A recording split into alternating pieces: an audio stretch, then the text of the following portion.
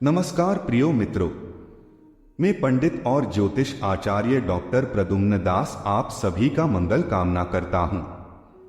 आज हम बात करेंगे भागवत गीता जी के प्रथम अध्याय का श्लोक संख्या 9 का विश्लेषण। कृपया सभी भक्तों ध्यान पूर्वक सुने। अन्ये च बहैव शूरा मदर्थे त्यक्त जीविता नाना शस्त्र प्रहरणा सर्वे युद्ध विशारदा। यह श्लोक महाभारत के भीष्म पर्व से लिया गया है, जो युद्ध के माहौल का वर्णन करता है और श्री कृष्ण द्वारा अर्जुन को दिए गए गीता के उपदेशों के संदर्भ में आता है। इस श्लोक का अर्थ और भावार्थ बताते हैं कि अनेक वीर योद्धा अर्जुन की सहायता के लिए अपने प्राण त्यागने को तैयार हैं। वे विभिन्न प्रकार के शस्त्रों और अस्त्रों से सुसज्जित हैं और युद्धकला में कुशल हैं। श्लोक का मूल भावार्थ। इस श्लोक में युद्ध में भाग लेने वाले वीर योद्धाओं का वर्णन किया गया है। यह श्लोक उन योद्धाओं की बहादुरी और त्याग को दर्शाता है जिन्होंने अपने जीवन को युद्ध के उद्देश्य के लिए समर्पित कर दिया है। वे विभिन्न प्रकार के शस्त्रों और अस्त्रों से लैस होकर युद्ध करने में पूर्ण रूप से सक्षम हैं। वे युद्ध में पारंगत हैं और युद्ध की सभी विधाओं में निपुण हैं। ये योद्धा न केवल अपने कर्तव्यों का पालन कर रहे हैं, बल्कि अपने जीवन को युद्ध की सफलता के लिए अर्पित करने के लिए भी तैयार हैं। विस्तृत व्याख्या। योद्धाओं का पराक्रम। इस श्लोक में जिस प्रकार से अनेक योद्धाओं का उल्लेख किया गया है, उससे यह स्पष्ट होता है कि महाभारत का युद्ध केवल व्यक्तिगत द्वेष या सत्ता की लड़ाई नहीं थी, बल्कि यह धर्म और अधर्म के बीच का संघर्ष था। इन योद्धाओं ने अपने जीवन का त्याग करने की शपथ ली थी और उनका एकमात्र उद्देश्य धर्म की रक्षा करना था। विभिन्न शस्त्रों का प्रयोग।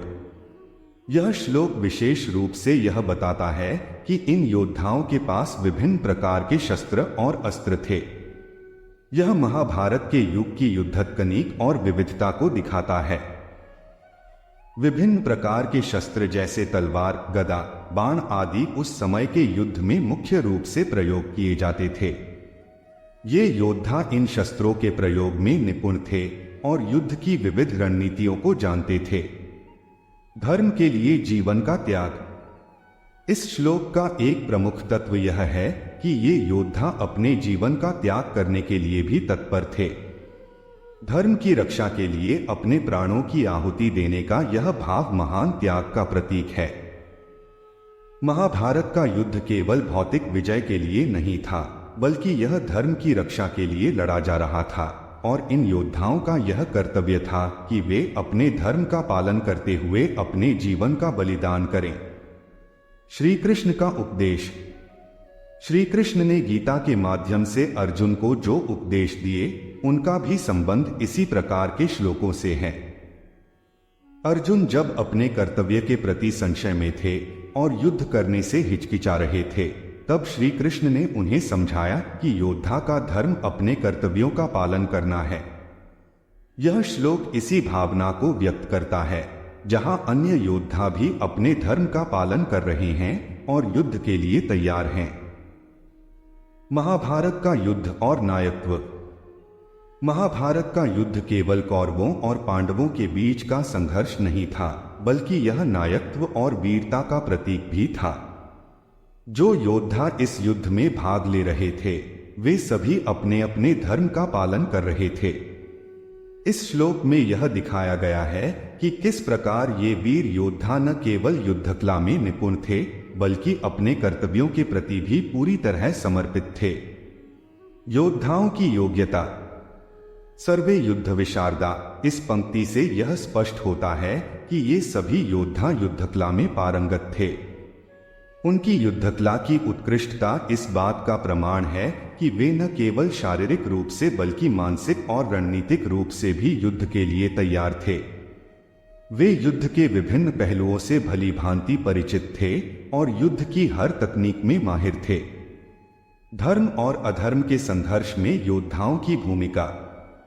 महाभारत का युद्ध एक प्रतीकात्मक संघर्ष था, जिसमें धर्म और अधर्म की लड़ाई चल रही थी। इस युद्ध में जो योद्धा लड़े वे केवल व्यक्तिगत स्वार्थ या सम्मान की रक्षा के लिए नहीं लड़ रहे थे, बल्कि उनके लिए यह धर्म की रक्षा का मामला था।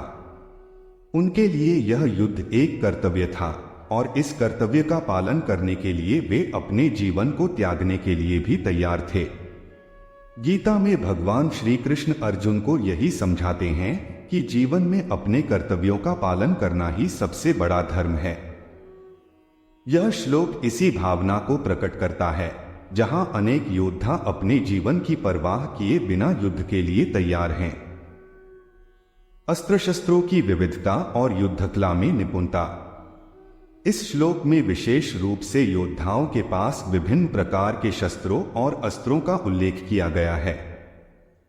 महाभारत का युद्ध उस समय की सर्वश्रेष्ठ युद्धकला और रणनीतियों का प्रतीक था। इन योद्धाओं ने विभिन्न प्रकार के शस्त्रों और अस्त्रों का प्रयोग करके युद्ध में अपनी निपुणता दिखाई। चाहे वह धनुष बाण हो, गदा हो या तलवार, ये सभी शस्त्र उस समय के युद्ध का अभिन्न हिस्सा थे। इन योद्धाओं की निपुणता और कुशलता इस बात का प्रमाण है कि वे अपने अपने क्षेत्रों के विशेषज्ञ थे और युद्ध के विभिन्न आयामों से भली भांति परिचित थे। युद्ध में उनकी क्षमता और तैयारी को देखकर यह स्पष्ट होता है कि वे इस युद्ध के लिए मानसिक और शारीरिक रूप से पूरी तरह तैयार थे। समर्पण और त्याग का भाव। यह श्लोक योद्धाओं के अद्वितीय समर्पण और त्याग के भाव को दर्शाता है। युद्ध के मैदान में उतरने से पहले ही उन्होंने अपने जीवन को त्यागने का निर्णय लिया था। उनके लिए यह युद्ध केवल व्यक्तिगत स्वार्थ या विजय की लड़ाई नहीं थी, बल्कि यह धर्म की रक्षा का एक माध्यम था। इस श्लोक में यह दिखाया गया है कि किस प्रकार ये योद्धा अपने कर्तव्यों का पालन करते हुए धर्म के लिए अपने प्राणों की आहुति देने के लिए तैयार थे।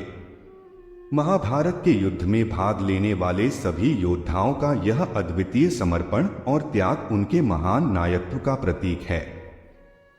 महाभारत का यह श्लोक अनेच बहर शूरा मदर्थे त्यक्त जीविता नानाशस्त्र प्रहरणा सर्वे युद्ध विशारदा सामाजिक और व्यक्तिगत नैतिकता के संदर्भ में गहरे विचारों और सवालों को उत्पन्न करता है। इस श्लोक का मूल संदेश यह है कि अनेक योद्धा युद्ध में अपने जीवन का त्याग करने को तैयार हैं और विभिन्न प्रकार के शस्त्रों और अस्त्रों से सज्जित हैं। यह श्लोक न केवल युद्ध की तैयारियों और योद्धाओं की वीरता को दर्शाता है, बल्कि इसमें समर्पण, त्याग और कर्तव्य पालन की नैतिकता भी परिलक्षित होती है। इस श्लोक के सामाजिक और व्यक्तिगत नैतिक दृष्टिकोण पर चर्चा करते समय हमें इस बात पर विचार करना चाहिए कि महाभारत जैसे महाकाव्य में युद्ध और नैतिकता के सवाल किस प्रकार उभरते हैं और वे हमारे व्यक्तिगत और सामूहिक जीवन में किस प्रकार लागू होते हैं। इस संदर्भ में निम्नलिखित प्रमुख बिंदुओं पर विस्तार से विचार किया जा सकता है। समाज और युद्ध की नैतिकता। महाभारत का युद्ध धर्म और अधर्म के बीच का संघर्ष था और इस युद्ध में भाग लेने वाले योद्धाओं ने अपनी सामाजिक जिम्मेदारियों को निभाते हुए युद्ध में भाग लिया। समाज में युद्ध की नैतिकता हमेशा से एक विवादास्पद विषय रही है। क्या युद्ध उचित है? क्या किसी धर्म या समाज की रक्षा के लिए जीवन का बलिदान करना सही है? धर्म के लिए युद्ध का नैतिक पक्ष। इस श्लोक में योद्धाओं के धर्म के प्रति समर्पण और उनके कर्तव्य पालन की भावना को दर्शाया गया है। महाभारत के युद्ध में यह स्पष्ट किया गया है कि यह युद्ध धर्म की रक्षा के लिए था। युद्ध के नैतिक पहलुओं को देखते हुए हमें यह समझना होगा कि महाभारत में युद्ध को धर्मयुद्ध कहा गया है, जिसका मुख्य उद्देश्य अधर्म का नाश और धर्म की स्थापना थी। यह श्लोक इसी नैतिकता को उजागर करता है कि जब अधर्म बढ़ जाता है तो धर्म की स्थापना के लिए युद्ध अनिवार्य हो जाता है। खास समाज में युद्ध का प्रभाव। युद्ध का समाज पर गहरा प्रभाव पड़ता है। एक तरफ युद्ध योद्धाओं के साहस और त्याग का प्रतीक होता है, वहीं दूसरी ओर यह विनाश, दुर्हक और पीड़ा का कारण बनता है। इस श्लोक के माध्यम से यह देखा जा सकता है कि समाज में युद्ध की भूमिका कैसे नैतिकता और धर्म के संदर्भ में समझी जा सकती है। क्या समाज की रक्षा के लिए युद्ध आवश्यक है, और यदि हाँ तो क्या समाज का हर वर्ग इसके लिए तैयार है? इस श्लोक में योद्धाओं का त्याग और उनका धर्म के प्रति समर्पण समाज के नैतिक आदर्शों को उजागर करता है। समाज में जो लोग अपने कर्तव्यों का पालन करते हैं वे समाज के नैतिक स्तंभ बनते हैं।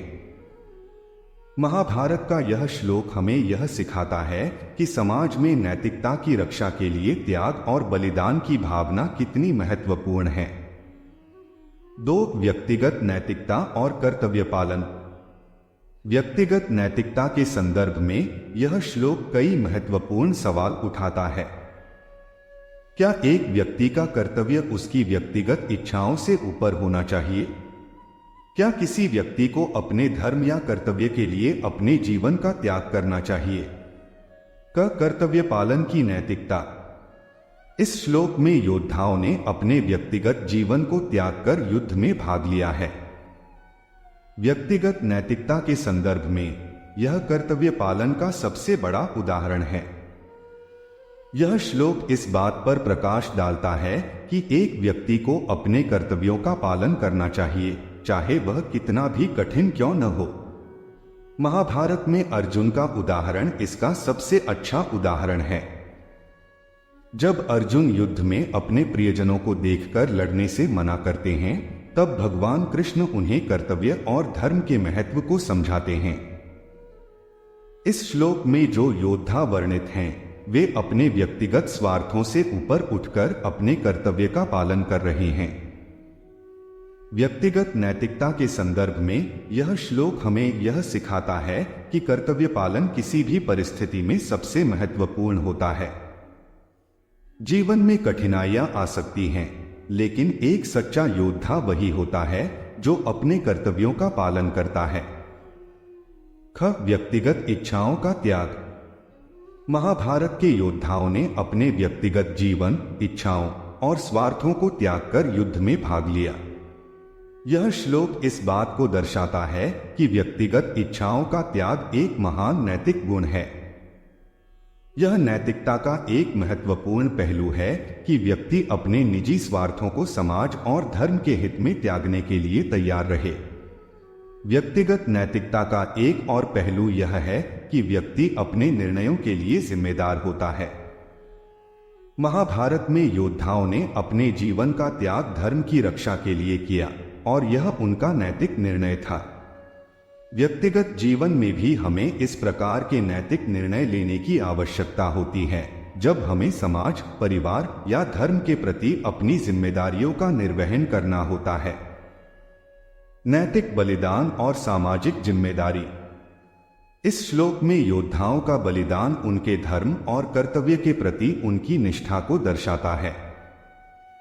यह श्लोक हमें यह सिखाता है कि बलिदान एक महत्वपूर्ण नैतिक गुण है जो समाज और व्यक्ति दोनों के लिए आवश्यक है। नैतिक बलिदान का महत्व। बलिदान समाज के नैतिक ताने बाने का एक महत्वपूर्ण हिस्सा होता है। जो योद्धा युद्ध में अपने जीवन का त्याग करते हैं, वे समाज की नैतिकता के प्रतीक होते हैं। इस श्लोक में योद्धाओं का बलिदान केवल उनके व्यक्तिगत जीवन का त्याग नहीं है, बल्कि यह समाज और धर्म के प्रति उनकी जिम्मेदारी को दर्शाता है। बलिदान का यह भाव हमें यह सिखाता है कि समाज में नैतिकता की स्थापना के लिए त्याग और बलिदान की आवश्यकता होती है। सामाजिक जिम्मेदारी और कर्तव्य। महाभारत के योद्धाओं ने केवल अपने व्यक्तिगत हितों के लिए युद्ध नहीं लड़ा, बल्कि उन्होंने समाज और धर्म की रक्षा के लिए अपने कर्तव्यों का पालन किया। इस श्लोक से हमें यह सीखने को मिलता है कि समाज में प्रत्येक व्यक्ति की एक जिम्मेदारी होती है और उसे अपने कर्तव्यों का पालन करना चाहिए। सामाजिक नैतिकता का यह सिद्धांत हमें यह समझाता है कि एक व्यक्ति का कर्तव्य न केवल उसके अपने जीवन के लिए है, बल्कि समाज के प्रति भी है। समाज तभी सफल हो सकता है जब उसके सदस्य अपने कर्तव्यों का पालन करें और समाज के हित में अपने निजी स्वार्थों का त्याग करें। धर्म और अधर्म के संदर्भ में नैतिकता।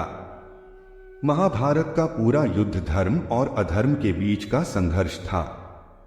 इस श्लोक में जो योद्धा वर्णित हैं, वे धर्म की रक्षा के लिए युद्ध में भाग ले रहे हैं।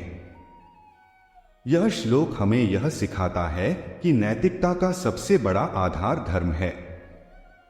धर्म के बिना नैतिकता का कोई अस्तित्व नहीं है। धर्म की परिभाषा और नैतिकता।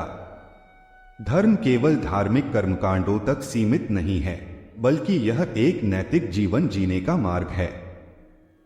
इस श्लोक में योद्धाओं ने धर्म की रक्षा के लिए अपने जीवन का बलिदान किया और यह उनके लिए सबसे बड़ी नैतिक जिम्मेदारी थी। महाभारत के युद्ध का यह श्लोक हमें यह सिखाता है कि धर्म के बिना कोई भी समाज नैतिकता की स्थापना नहीं कर सकता। धर्म का पालन करना हर व्यक्ति का नैतिक कर्तव्य है और इसे निभाने के लिए बलिदान भी आवश्यक हो सकता है। अधर्म के खिलाफ संघर्ष। अधर्म के खिलाफ संघर्ष नैतिकता का एक प्रमुख अंग है। महाभारत में कौरवों ने अधर्म का पालन किया और पांडवों ने धर्म की रक्षा के लिए युद्ध लड़ा। इस श्लोक में जो योद्धा युद्ध में भाग ले रहे हैं, वे अधर्म के खिलाफ लड़ रहे हैं। यह श्लोक हमें यह सिखाता है कि अधर्म के खिलाफ खड़ा होना हर व्यक्ति का नैतिक कर्तव्य है। अधर्म के खिलाफ लड़ाई केवल शारीरिक रूप से नहीं होती, बल्कि यह मानसिक और नैतिक स्तर पर भी होती है। महाभारत का युद्ध इस बात का प्रतीक है कि अधर्म का नाश करने के लिए हमें नैतिक साहस और दृढ़ संकल्प की आवश्यकता होती है। नैतिक शिक्षा और प्रेरणा। महाभारत के श्लोकों से हमें नैतिक शिक्षा और प्रेरणा प्राप्त होती है। इस श्लोक में भी हमें नैतिकता, कर्तव्य पालन, बलिदान और धर्म के प्रति समर्पण की प्रेरणा मिलती है। नैतिक शिक्षा का महत्व। यह श्लोक हमें यह सिखाता है कि जीवन में नैतिकता और कर्तव्य पालन सबसे महत्वपूर्ण होते हैं। हमें अपने जीवन में कठिनाइयां झेलनी पड़ सकती हैं, लेकिन नैतिकता का पालन करना हमें एक सच्चा योद्धा बनाता है। प्रेरणा और आदर्श। महाभारत के योद्धा हमें अपने कर्तव्यों का पालन करने की प्रेरणा देते हैं। निष्कर्ष। इस श्लोक में महाभारत के युद्ध का वास्तविक चित्रण किया गया है, जहां अनेक वीर योद्धा अपने धर्म का पालन करने के लिए युद्ध में कूद पड़े थे। उनके लिए यह युद्ध केवल एक लड़ाई नहीं थी, बल्कि यह उनके कर्तव्यों का पालन करने का एक अवसर था। युद्धकला में उनकी निपुणता, शस्त्रों का प्रयोग और अपने जीवन का त्याग करने का भाव इस श्लोक के मुख्य तत्व हैं। यह श्लोक न केवल महाभारत के युद्ध की गहराई को दर्शाता है, बल्कि उस समय के समाज और संस्कृति में धर्म और कर्तव्य के महत्व को भी प्रकट करता है। अगर आपको ये वीडियो से आपको संतुष्ट मिला तो वीडियो को लाइक, शेयर और सब्सक्राइब करें। धन्यवाद।